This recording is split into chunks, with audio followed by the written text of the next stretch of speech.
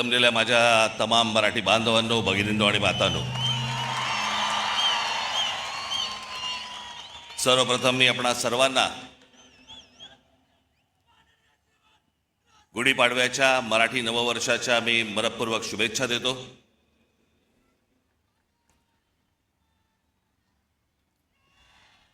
9 मार्च 2006 ला पक्ष स्थापन झाला आणि 19 मार्च 2006 ला आपली पहिली जाहीर सभा याच शिवतीर्थावरती इथे झाली। आज 20 वर्ष झाली पक्षाला आणि आनंदाची आणि भाग्याची गोष्ट अशी की 20 वर्षानंतर 19 मार्चला गुढीपाडवा यावा। मी याला शुभसंकेतच पकडतो। मी हे सगळे ते निवडणुका आल्या गेल्या, झालं, शिमगे झाले, सगळं झालं। आपण जे उभे आहोत हे लक्षात ठेवा, हे महाराष्ट्रासाठी उभे आहोत। आणि मी जे बोलतोय तुम्हाला आत्ता हे तुमच्या टाळ्यांसाठी बोलत नाहीये। मी जो तुम्हाला शब्द दिलाय या महाराष्ट्राचं गतवैभव प्राप्त करण्यासाठी, म्हणून आपल्याला जी सत्ता घ्यायची ती सत्ता भविष्यामध्ये आपण हातामध्ये घेणार म्हणजे घेणार। हे मी फक्त तुमच्या टाळ्यांसाठी सांगत नाही, तो माझा आत्मविश्वास आहे। पण आता काय, पुढचे 3 वर्ष काही निवडणुका नाहीत या महाराष्ट्रामध्ये, त्याच्यामुळे कंत्राटदारांकडनं पैसे खायला सगळेच मोकळे आहेत।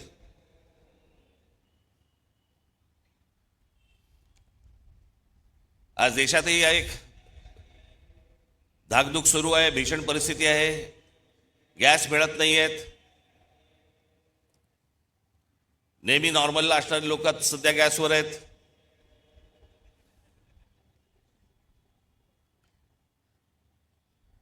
खरं तर काही गोष्टी आपल्याकडनं राहून गेल्या, आपल्या पंतप्रधानांकडनं पण राहून गेल्या। जो इराण इतकी वर्ष आपल्याला साथ देत होता, त्या इराणवरती ज्या प्रकारचे हल्ले होत आहेत आज, आपण इराणला साथ द्यायला पाहिजे होती।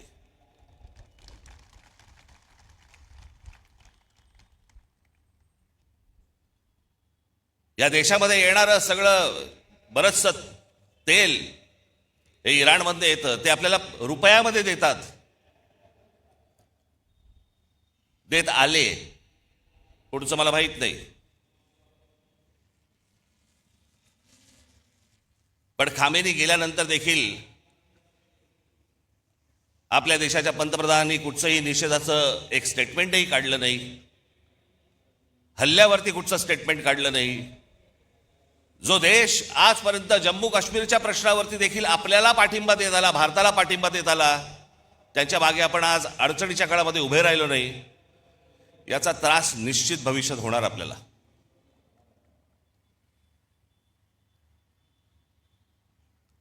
आज सगळ्या बाजूने समजतच नाही की नेमके आपण कुठे चाललो आहोत, काय चाललो आहोत। या देशामधली राज्य कुठे चालली आहेत, या देशामधली लोक कुठे चालली आहेत, प्रगती कुठे होतीये। मी आत्ताच गेल्या जानेवारीमध्ये आपली इथे जाहीर सभा झाली, त्यावेळेला मी अनेक लोकांचे वाभाडे काढले इथे। आपण पण किती अडाणी आहोत हे पण सांगितलं।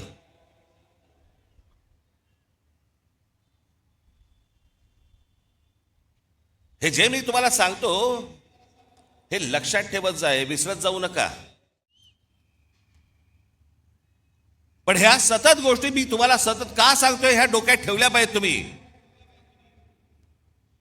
या करमणुकीच्या या गटारगंगा ज्या आहेत ना, या तुम्ही नका वाहत जाऊ।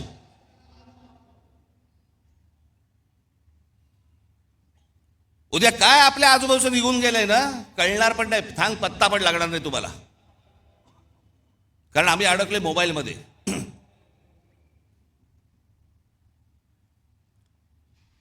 आज काय महाराष्ट्राची परिस्थिती होऊन बसली आहे, हे आमचे मुख्यमंत्री सांगतायत, विकास करतोय विकास करतोय।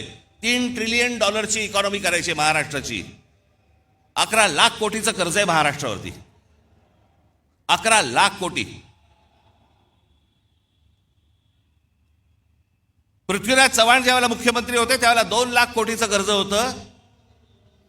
त्याच्यानंतर हे 2014 ते 2026 मध्ये हे सगळं कर्ज 11 लाख कोटीवरती गेलं.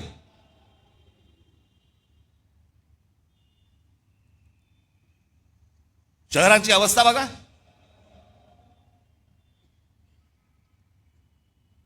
पिझ्झा मागवला तर 10 मिनिटात येतो, पण तुम्हाला 10 मिनिटात कुठे जाता येत नाही. सगळीकडे ट्रॅफिक जॅम, फुटपाथ भरलेले.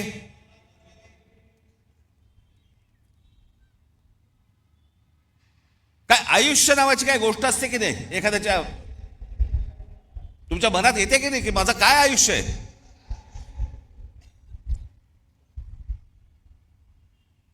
आज हे ब्रिटिशांच्या काळामध्ये त्यावेळेला हे मैदान उभं राहिलं म्हणून आज हे मैदान आहे. नाही तर अशी मैदानं कुठे आहेत मला जरा सांगा. जी जी मैदानं उभी राहिली आहेत ते त्या त्या काळात उभी राहिलेली आहेत ना. त्याला काही आकार ना उकार ना काही काही नाही त्याला. कोणी येतंय, कुठेही इमारती बांधतंय, कोणी काहीही करतंय, कोणालाही कसल्याही परवानगी दिली जात आहेत. आणि तुम्ही ते पाहता आणि राग मोबाईलवरती व्यक्त करताय. तुम्ही या गोष्टींचा विचारच करता कामा नये. असेच सडा, असेच मरा. 3 वेळा आजपर्यंत कर्जमाफी झाली शेतकऱ्यांची, 3 वेळा. पण या देशामध्ये सर्वाधिक शेतकरी आत्महत्येचा आकडा महाराष्ट्रात आहे. आणि म्हणून मला असं वाटतं की आज सरकारकडनं आपण नुसते फक्त आशेने फक्त बघत राहायचं हे काही मला आवडणारी गोष्ट नाही. मला ती आवडतही नाही आणि तुम्हालाही ती आवडता कामा नये. आणि म्हणून तुम्ही सगळेजण महाराष्ट्राचा विचार करायला लागा. तुमच्या ज्या कल्पना असतील, ज्या गोष्टी असतील त्या या आत्ता वेबसाईटवरती मांडा. या महाराष्ट्राला आकार देण्याचा एक उत्तम कार्य हे आपल्या हातून घडो, जेणेकरून या महाराष्ट्रासाठी ज्यांनी ज्यांनी खस्ता खाल्लेल्या आहेत त्यांनाही वरती आनंद मिळेल की माझी सर्व लोक महाराष्ट्राची हे महाराष्ट्र वाचवतायत, जगवतायत. याच्यासाठी सगळेजण तुम्ही कामाला लागावं अशी एक आशा अपेक्षा बाळगतो. आणि आज आपण सर्वांची मी रजा घेतो. धन्यवाद. जय हिंद, जय महाराष्ट्र. नमस्कार, मैं हूं प्रमोद सिंह और आप देख रहे हैं WP7 न्यूज़ चैनल। बता दूं कि इस समय मैं शिवाजी पार्क दादर में खड़ा हूं, जहां पर आज राज साहेब ठाकरे का यहां पे बहुत बड़ा सभा था, जाहिर सभा था, जिस सभा की उन्होंने 2006 में शुरुआत की थी। 19 मार्च 2006 में शुरुआत की थी और आज गुड़ी पाड़वा के दिन, जो कि पुनः 19 मार्च है और 2026 का दिन है, जहां से उन्होंने अपनी महाराष्ट्र की जनता और जो भी उनको चाहने वाले उनको उन्होंने संबोधित किया है और गुड़ी पाड़वा की हार्दिक शुभेच्छा दी। मेरे साथ महाराष्ट्र नवनिर्माण सेना के नेता हैं, उनसे बात करेंगे कि क्या कुछ यहाँ से संबोधन हुआ है और किस तरीके से वो लोग अब लोगों के बीच जाकर काम करेंगे, क्या कुछ रह गया है बाकी जिसे वो पूरा करेंगे। सबसे पहले तो P7 चैनल में आपका बहुत बहुत स्वागत करते हैं। क्या कुछ कहना चाहेंगे जिस तरीके से राज ठाकरे साहब की जो गर्जना है, जो उनकी आवाज़ है, जो लोगों के बीच में जाती है, जब वो बोलते हैं तो लोग सुनने के लिए अपने टेलीविज़न के सामने या यूट्यूब के माध्यम से या जो उनका पेज है वो देखने के लिए टाइम निकाल कर बैठते हैं। कहीं ना कहीं ये उनकी स्पीच है जो लोगों को मोटिवेट करती है, लोगों को काम करने के लिए आकर्षित करती है। महाराष्ट्र नवनिर्माण सेना से लोग जुड़ने के लिए आते हैं। तो आप क्या कुछ कहना चाहेंगे? आपको कितना प्रेरित किया? बहुत दिनों से आप इस संगठन के साथ, इस संस्था के साथ, इस पार्टी के साथ जुड़ के काम कर रहे हैं। जी, सगळ्यात पहिल्यांदा तुमच्या चॅनलच्या माध्यमातून मी गुढीपाडव्याच्या शुभेच्छा सर्व महाराष्ट्रातल्या माझ्या महाराष्ट्र सैनिकांना, माता भगिनींना देईन. सन्माननीय राजसाहेबांचे विचार तुम्ही आत्ता ऐकले आहेत. ते विचारवंत आहेत, हिंदुत्ववादी आहेत आणि महाराष्ट्रासाठी आमच्या राजसाहेबांचं एक वेगळं विजन आहे.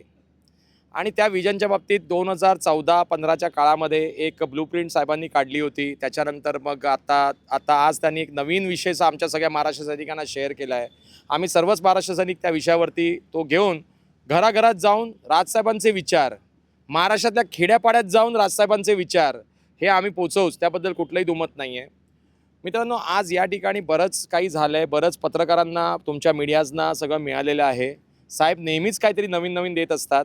आज पक्षाच्या आता सभेनंतर तुम्ही पत्रकार, तुमचं चॅनल मला आत्ता बोलवतं आहे, मी थांबलो आहे तुमच्यासाठी, त्याबद्दल तुमचे पण आभार. पण बऱ्याच गोष्टी आहेत ज्या महाराष्ट्र शासनाकडून दुर्लक्षित आहेत आणि उपेक्षित आहेत. विकास विकास विकास बोलण्यासारखं बरंच बोलतात, विकास विकास, सगळी महानगरपालिकेची तिजोरी आज रिकामी होत चाललेली आहे. एशिया खंडातली सगळ्यात मोठी अशी, एशिया खंडामधली ही महानगरपालिका सगळ्यात मोठी अशी ही महानगरपालिका, आणि त्यातला निधी हा त्याहून मोठा, लाखो करोडो अब्जो रुपयाच्या, खरबो रुपयांच्या आमच्या या सगळ्या FDs, नक्की या FDs जिवंत आहेत की सगळ्या वाटून टाकल्या, वाटून घेतल्या. कंत्राटदारांना ज्या वेळेला तुम्ही कंत्राट देता त्याची पात्रता पाळत जा, त्याची पात्रता बघत जा.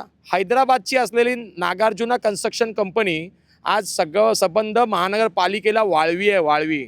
मी हा वाळवी शब्द वापरतोय. हैदराबाद बेस्ड असलेली नागार्जुना कन्स्ट्रक्शन कंपनी ही वाळवी आहे. ही मुंबईला लागलेली कीड आहे. लक्षात ठेवा मित्रांनो. 227 नगरसेवक आत्ताच बसले आहेत. फक्त टक्केवारीचा हिशोब चालू आहे, फक्त टक्केवारीचा हिशोब. सगळं माहिती आहे मला, ते कुठल्याही गटाचे असो.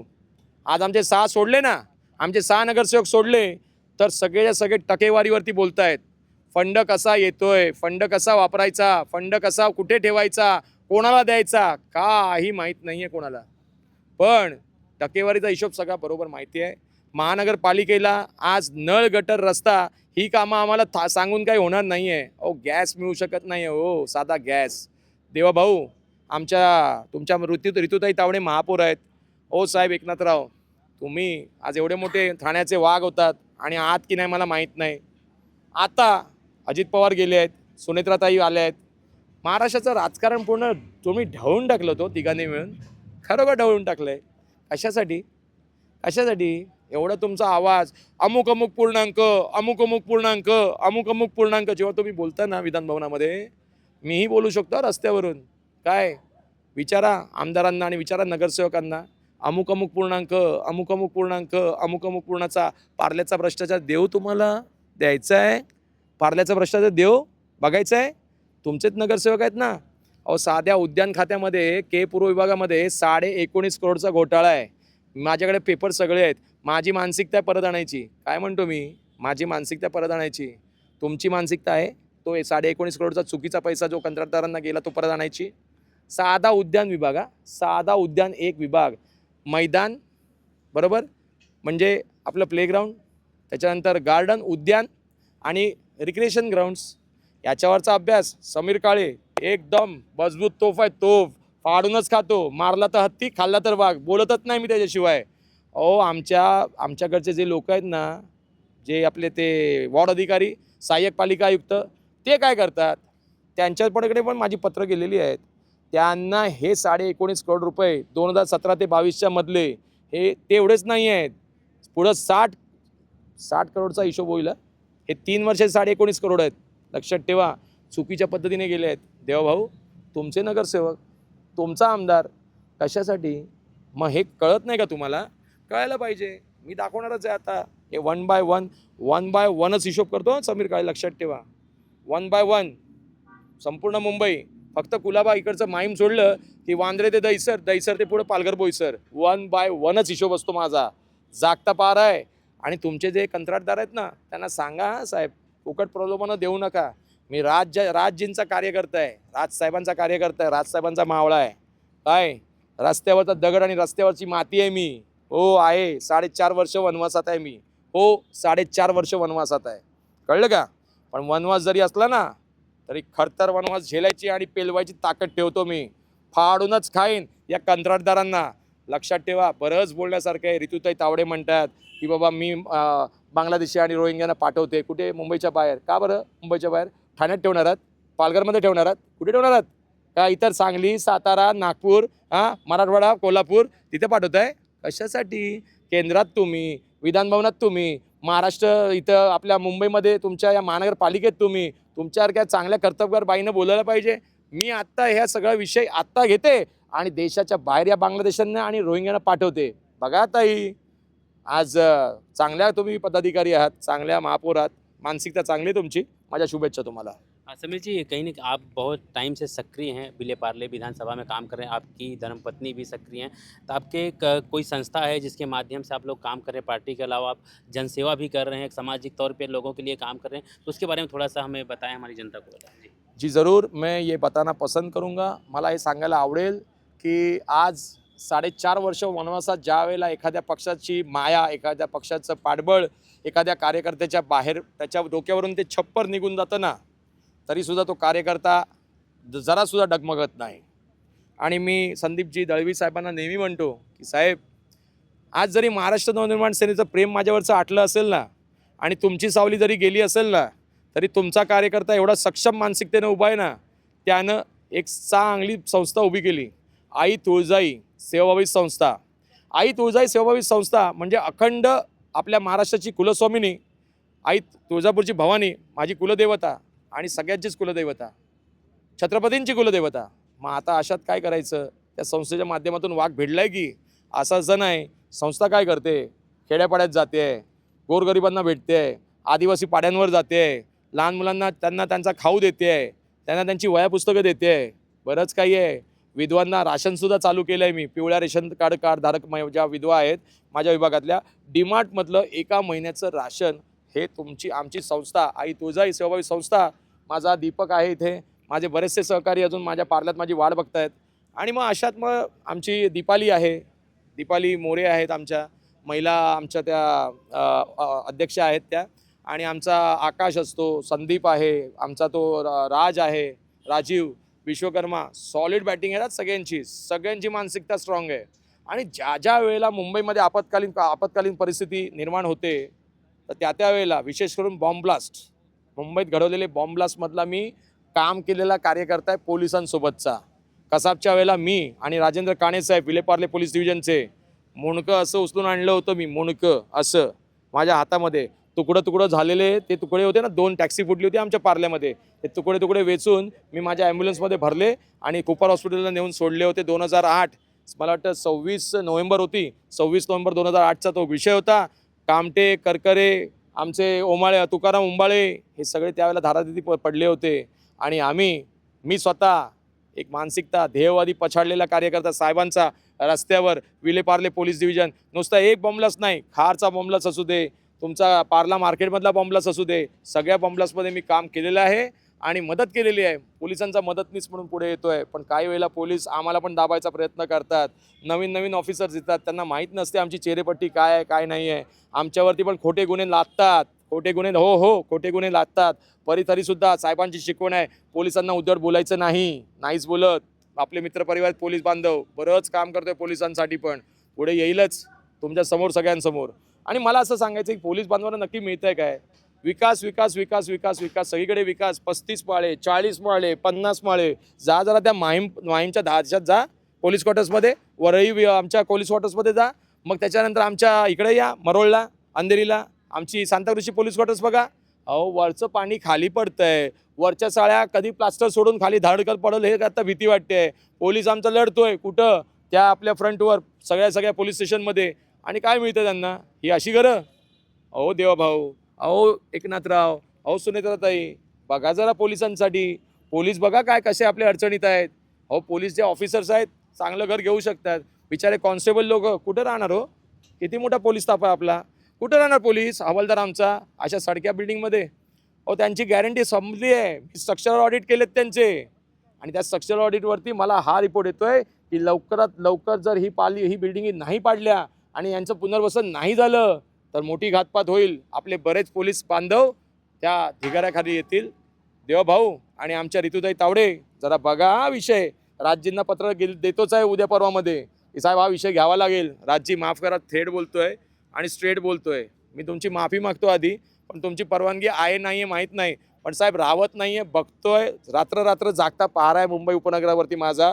वांद्रेपासून बोरिवलीपर्यंत फिरतोय साहेब, रात्री फिरतोय. बरंच आहे माझ्याकडे, बरंच साठवलं आहे साहेब. सगळ्या एकदा मला अर्धा तास द्या साहेब, अर्धा तास द्या. तुमच्याकरता बरंच काही देतो. बघा उपनगरामध्ये आपले कसे शिलेदार निवडून येतात की नाही, बघा ना साहेब. संधी द्या एकदा भेटायची. तुम्हीच सांगाल समीर तू योग्य आहेस म्हणून. साहेब तुम्ही सांगाल मला. मी संदीपजी दळवींचीच वेळ मागतो, पण आता संदीपजी दळवी थोडेसे आजारी आहेत. साहेब तुमची थेट जर वेळ मिळाली ना, माऊली रामकृष्ण हरी वारकऱ्याचा पोरगा आहे तेवढंच म्हणतो. समीर जी, एक लास्टली क्या कुछ मैसेज है बिले पार्ले विधानसभा की जनता के लिए, क्योंकि बिले पार्ले विधानसभा से जहाँ से पराग अलवानी विधायक हैं और अंधेरी के वार्ड जो आता है जिसकी आप जिक्र कर रहे हैं वहाँ से मुरजी पटेल हैं, तो उनसे क्या कुछ किस तरीके से आप काम करवा के लेंगे, क्योंकि विपक्ष के साथ पक्ष भी जिस तरीके से खड़ा होता है, विपक्ष भी अपना नेतृत्व करता है, तो कहीं ना कहीं आप इस समय विपक्ष में हैं, तो आप किस तरीके से काम करवा के जो जनता वहाँ पे गरीब जनता है, वंचित है, उनके लिए काम करेंगे आप? देखिए, मला असं वाटायचं की ते परागजी अळवणी जे आहेत भाजपचे आमदार आहेत, 3 टर्मचे आमदार आहेत आणि मुलजी पटेल काका यांच्याबद्दल बोलायचं झालं तर ते अंधेरीमधला काही विभाग माझ्याकडे आहेच. पण मुलजी काकांच्या बाबतीत बोलायचं झालं तर ते भाजपच्या झेंड्याखाली होते बरेच वर्ष. मला हे राजकारण काही समीकरण कळतच नाही हो. मुलजी काका आज शिंदे गटामध्ये आहेत, शिंदे गटातून आमदार झाले, मागे ते अपक्ष उभे राहिले, मग नंतर त्याच्या आधी भाजपमध्ये होते. त्यांची बायको आता परत भाजपची नगरसेविका झाली. म्हणजे काका तिकडं आपल्या शिंदे गटामध्ये, मग काकी आमची भाजपची तिकीट लढवते आहे, जिंकली, नगरसेविका झाली. समीकरणच नाही कळतो कोणाची निष्ठा आहे की नाही आहे, कोण निष्ठावंत आहात की नाही आहे. एका पक्षाचा हात पकडा, सत्ता आली काय, गेली काय, तिकीटं मिळाली काय, नाही मिळाली काय, जिंकलो काय, पराभव झाला काय, काय फरक पडतो एकदा. तिकिटांसाठी लढायचं कशासाठी. हां, परागजींच्या बाबतीत पण परागजींनी तेच केलं आहे. परागजी 2012ला ज्यांना त्यांना त्यांच्या सौभाग्यवतीनं तिकीट नव्हती मिळाली त्यावेळेला त्या अपक्ष उभे राहिले होते. चला, अपक्ष उभे राहिलेत, कुठल्या पक्षात गेले नाहीत, चांगले आहेत ते, म्हणजे त्यांचा एक चांगला विचार आहे. पण आता बरंच पार्ल्यासाठी बरंच करण्यासारखं आहे. एअरपोर्टच्या जवळची झोपडपट्टी आहे. एअरपोर्टच्या झोपडपट्टीचं दरवेळेला फनेलचं मोठं काम करावं लागणार आहे. फनेल फनेल फनेल दरवेळेला इलेक्शन आलं की फनेल. आता फनेलचं फुनेल झालं आहे, ते घासलेट घालतात ना, काय म्हणतात तर त्याला, काय त्याला काय बोलतो उसको, फुनेल फुनेल होते ना ऐसा. हां, वो तर फनेलचं फुनेल करून टाकलं. काही होत नाही हो, काही होत नाही. एअरपोर्ट जवळच्या इमारती आहेत ना, त्यांना फक्त 5 माळे 6 माळे, 5 माळे 6 माळे, कशाला द्या ना, थोडंसं करा ना, थोडंसं काहीतरी चेंजेस बोला ना अदानीला. बरंच काही करण्यासारखं आहे. विमानं अशी येतात ना, विमानं अशी आल्यानंतर अशी बसवा की, ते अशी उतरवू नका, अशी बसवायची. बरंच आहे माझा अभ्यास, धाकड अभ्यास करतो मी, आणि धाकड अभ्यास आहे. आमच्या एअरपोर्टच्या जवळच्या झोपडपट्टीवाल्यांना पार्ल्यात घरं का नाही मिळू शकत हो. कशाला तिथे विद्याविहार, मग कशाला ते मानखुर्द, कशाला पाहिजे ते गोवंडी, कशाला पाहिजे ते मनोरी, कशाला पाहिजे. आणि आता याच्यानंतर मला कळलं की आता या लोकांना विकासाच्या नावाखाली पाठवतात तिकडं मनोरला, घाटकोपरच्या पुढं विद्याविहारला, गोवंडीला, मानखुर्दला. चालणार नाही. माझा पार्लेकर प्रभाग क्रमांक 82, 83 आणि अजून काय असतील 88 हे पार्ले विधानसभेतले वॉर्ड आहेत. तिकडचा एकही नागरिक जर पार्ल्याच्या बाहेर फेकायचा प्रयत्न केला, साहेब मुंबई गरम होणार आणि मी करणार. महाराष्ट्र सैनिक, रस्त्यावरचा दगड साहेबांचा, राजसाहेबांचा नेतृत्व मागणार साहेबांना मी पार्ल्याचं त्याच्या विषयामध्ये. जय हिंद, जय महाराष्ट्र. जी, शिवाजी पार्क दादर में सभा की समाप्ति हो चुकी है, लेकिन जो यहाँ पे पदाधिकारी हैं, जो कार्यकर्ता हैं, उनकी गर्जना तेज हो चुकी है. वो जनता के बीच जाएंगे, काम करेंगे और उनका अधिकार उनको दिलाएंगे. कैमरा पर्सन कुश के साथ Pramod Singh, the P7 news, Mumbai.